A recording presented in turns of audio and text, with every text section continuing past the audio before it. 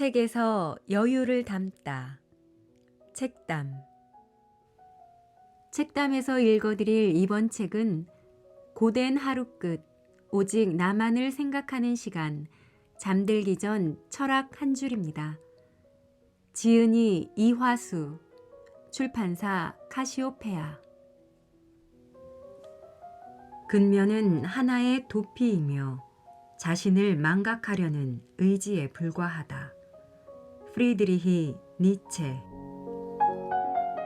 나로부터 도망치고 있다고 느끼는 순간, 무엇을 하고 싶은지 알지 못했던 학창 시절에는 단순히 노력만 하면 모든 것이 해결될 줄 알았습니다.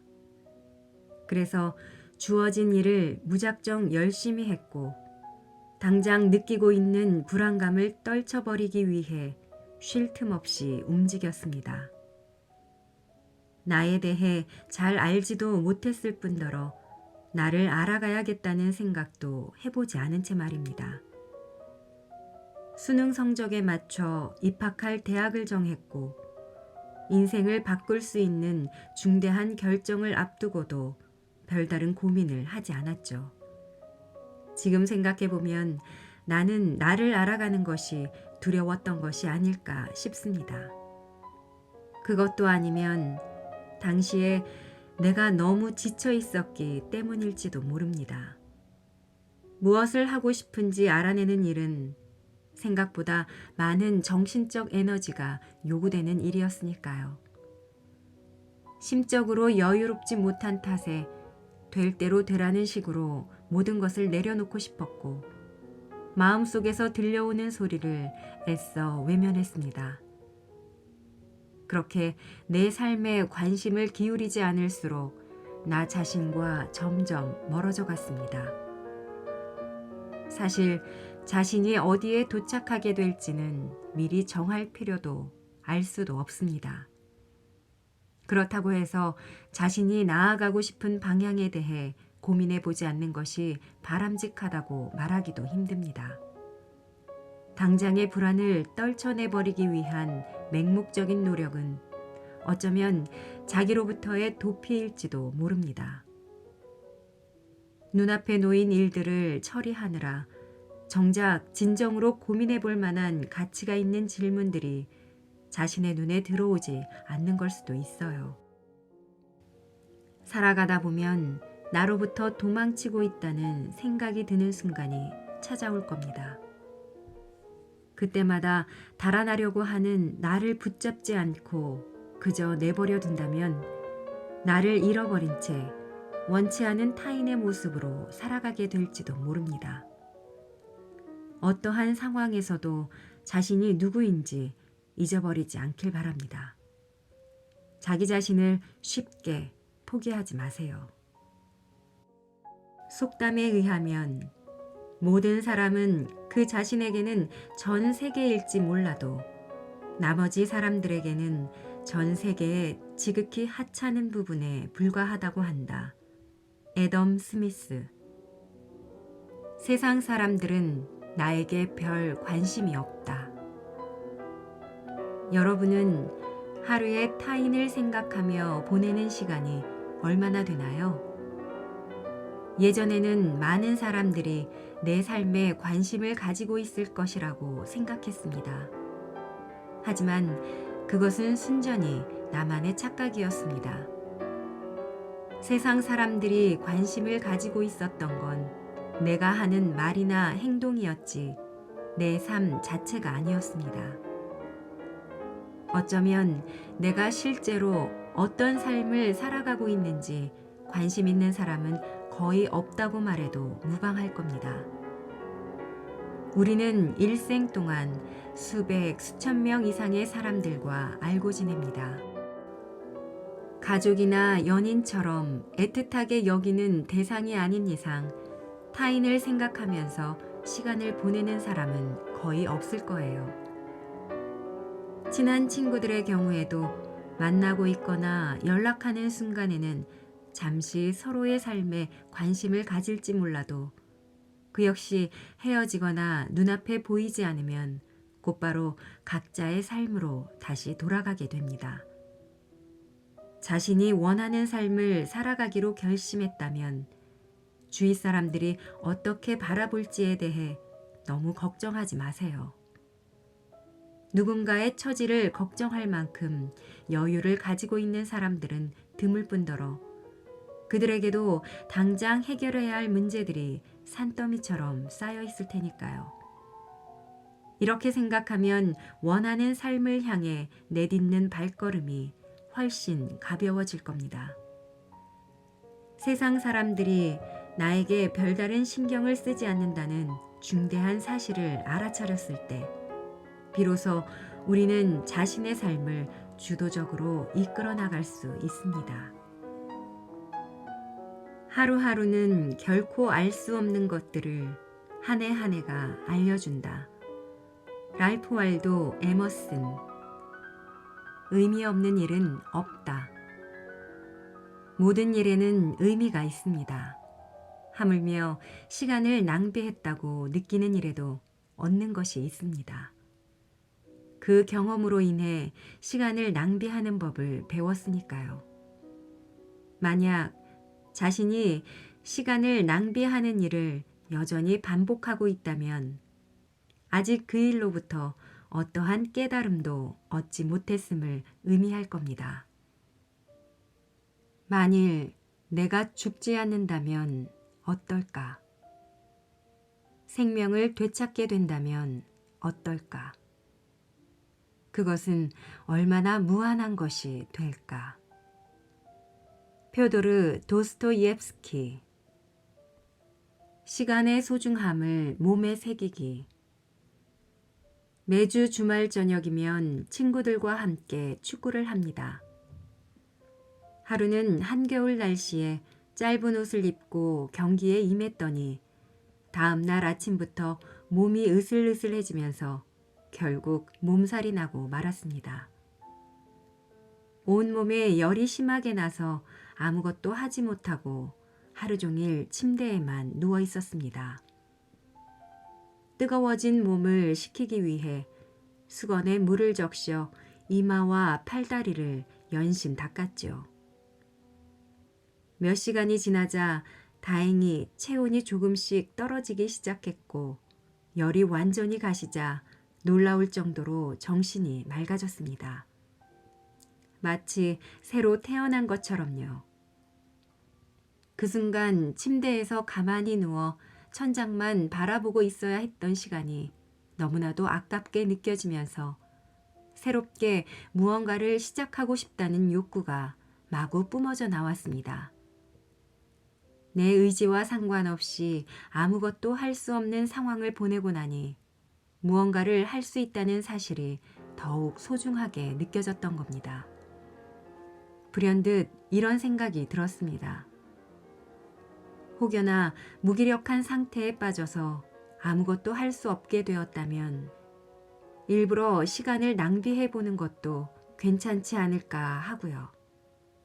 아무것도 하고 싶지 않을 때 정말 아무것도 하지 않음으로써 내 안에 있는 청개구리 기질을 자극하는 겁니다. 오히려 어떤 일을 더욱 하고 싶게 말이에요. 우리는 무언가를 잃고 나서야 비로소 그것의 소중함을 절실히 깨닫곤 합니다. 그런 점에서 보면 도스토옙스키, 솔제니친, 빅터 프랭클 등 보통 사람들은 도저히 상상하기조차 힘든 글을 쓴 사람들이 모두 수용소 생활을 했다는 점은 결코 우연이 아닐지도 모릅니다.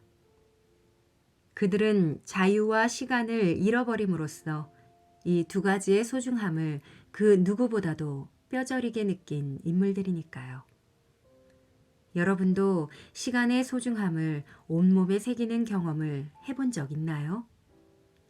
만약 그것을 몸에 지니게 된다면 이전에는 해내지 못할 것이라고 생각했던 일들도 거뜬히 해낼 수 있다는 자신감이 생길 것이라 믿어 의심치 않습니다. 모든 실패는 그에 상응하는 성공의 씨앗을 낳는다.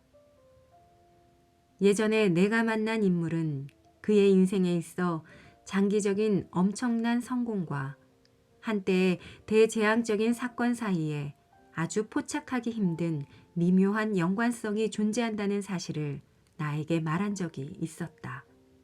로버트 링거. 지금의 실패가 언젠가 기회가 되어 돌아온다. 고등학생 때 나는 매일 하루 12시간 동안 책상에만 앉아 있었습니다. 주말에 어디 한번 놀러 간 기억도 딱히 없습니다. 그렇게 고등학교 3학년이 되었고 마지막 9월 모의고사에서 처음으로 목표 대학에 갈 수 있는 성적을 받았습니다. 소위 스카이라고 불리는 곳 중 하나였죠. 하지만 언제나 그렇듯 자만은 추락을 불러왔고 모의고사 때만큼 수능을 잘 보지 못했습니다. 비록 만족할 만한 점수는 받지 못했으나 재수를 할 여력이 도저히 남아있지 않던 나는 비교적 학비가 많이 들지 않는 지방의 한 국립대에 지원했고 그곳에서 공부했습니다. 운이 좋게도 대학교 측에서 학비와 생활비를 지원해주는 조건으로 부다페스트에 있는 한 공대로 복수학위를 다녀올 수 있었습니다. 그곳에서는 방학이나 시간이 생길 때마다 틈틈이 여행을 다녔고 귀국하고 나서는 본격적으로 글을 쓰기 시작했어요. 과거의 경험들을 떠올리며 만약 수능 점수가 좋아서 가고 싶었던 대학교에 들어갈 수 있었다면 어떻게 되었을까 하고 한번 상상해 봤습니다. 우선 서울에서 지낼 방을 구해야 하고 매달 나가는 생활비에 적잖은 부담을 느꼈겠죠. 비싼 학비를 마련하기 위해 학자금 대출을 받았을 테고 졸업할 시기가 되면 대략 1억 원 정도의 빚이 생겼을 겁니다. 자본은 사람에게 용기를 주지만 빚은 두려움을 가져다 주기 마련입니다. 과연 그 정도로 많은 빚이 나에게 있었다면 하고 싶은 일에 과감히 도전할 수 있었을까요? 내가 기존에 다니던 대학교에서 받았던 만큼의 특별한 대우를 받을 수 있었을까요? 결과적으로는 수능을 잘 보지 못했던 것이 오히려 빚 걱정에 시달리지 않고 내 삶을 주도적으로 이끌어 나가는데 도움이 되었다고 생각합니다. 이처럼 인생이 어떻게 풀리게 될지는 아무도 모릅니다. 현재의 불행이 시간이 지나면 인생을 바꿔준 기회가 되기도 하고 지금 당장의 행운이 언젠가 자신의 발목을 잡는 덫이 될 수도 있습니다.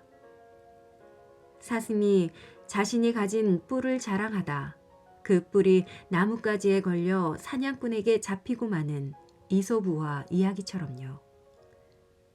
그러므로 인생을 살아가면서 갖가지 시련을 겪더라도 쉽게 흔들리거나 지나치게 동요하지 않길 바랍니다. 그 경험이 자신에게 해가 될지 득이 될지는 오랜 시간이 지나봐야 비로소 알 수 있으니까요. 내 언어의 한계는 내 세계의 한계를 의미한다. 루트비히 비트겐슈타인. 언어의 세계를 넓힐수록 선명해지는 것들. 니체, 하이데거, 비트겐슈타인, 도스토옙스키를 비롯한 인물들은 왜 하필 언어와 존재의 세계를 엮었을까요? 머릿속으로 어떠한 생각도 하지 않은 채 살아갈 수 있는지 한번 실험해 보세요. 아마 불가능할 겁니다. 우리는 무의식과 의식 속에 존재하는 언어의 범위 내에서만 실질적인 영향력을 발휘할 수 있기 때문입니다. 이는 과거 지배계층이 대중들로 하여금 책을 읽지 못하도록 막은 이유이기도 합니다. 언어의 세계가 좁은 사람일수록 다스리기 수월하니까요. 이 말은 즉 자신의 언어의 세계가 좁을수록 타인에게 휘둘리는 삶을 살아갈 확률이 높아진다는 이야기입니다. 주체적인 삶을 살아가고 싶다면 언어의 세계부터 확장시킬 필요가 있습니다. 알고 있는 언어가 풍부할수록 세계를 더욱 폭넓게 사유할 수 있고 그동안 미처 보지 못했던 삶의 희망과 가능성을 보게 될 확률도 커집니다. 희망이 보이지 않는다고 해서 그것이 존재하지 않는 건 아닙니다. 희망은 조개 껍데기 안에 진주처럼 숨겨져 있을 때가 많습니다. 껍데기를 막 열었을 때에는 진주가 선명히 보이지 않을 테지만 진주에 묻어있는 흙과 부유물을 부지런히 닦아낸다면 눈부시게 빛나는 진주와 마주할 수 있게 될 겁니다. 이와 같이 우리는 자신의 언어의 세계를 확장하는 과정을 통해 희미하게 보이는 희망을 더욱 선명하게 보이도록 만들어야 합니다. 여러분에게 닥친 시련을 헤쳐나갈 방안을 모를 때는 그 상황의 어려움을 탓하기보다 먼저 자신의 언어의 한계를 의심해 보세요. 어쩌면 문제를 해결할 수 있는 방법이 자신이 알고 있는 언어의 세계 바깥쪽에 존재하고 있을지도 모르니까요. 호의도 지나치면 악의가 된다. 타인의 긍지와 허영심에 상처를 입히기 때문이다. 프리드리히 니체. 힘내라는 말을 함부로 하지 않기로 했다. 어려운 상황에 놓인 누군가에게 힘내라는 말을 건넸는데 그에게 도움이 되기는커녕 오히려 그 말로 인해 그와 나 사이에 보이지 않는 벽이 생긴 것 같다는 느낌을 받은 적이 있습니다. 곰곰이 생각해보니 아마도 그의 상황을 내 입장에서 섣불리 판단했기 때문이 아닐까 싶습니다. 실제로 그는 잘 지내고 있는데 괜히 힘내라는 내 말을 듣고 내가 지금 힘든 상황에 처한 걸까? 누군가에게는 그렇게 보이는 걸까? 하는 생각에 잠겼을지도 모릅니다. 즉, 힘내라는 응원의 말이 도리어 그에게 예상하지 못한 새로운 종류의 고통을 안겨줬고 그로 인해 그는 자연히 나에 대한 부정적인 감정을 갖게 된 것이죠. 그 후로 나는 힘내라는 말을 가볍게 뱉지 않기로 다짐했습니다. 대신 누군가를 진정으로 도와주고 싶다면 그가 실제로 힘을 낼 수 있도록 구체적인 도움을 주고자 합니다. 힘내라는 말로 상대가 정말 힘이 난다면 가장 좋겠지만 의도와 다르게 상대를 더욱 무기력하게 만드는 일이 될 수도 있고 무엇보다 나에게는 상대가 어떠한 상황에 놓여 있는지 판단할 수 있는 어떠한 권한도 있지 않다는 것을 깨달았기 때문입니다.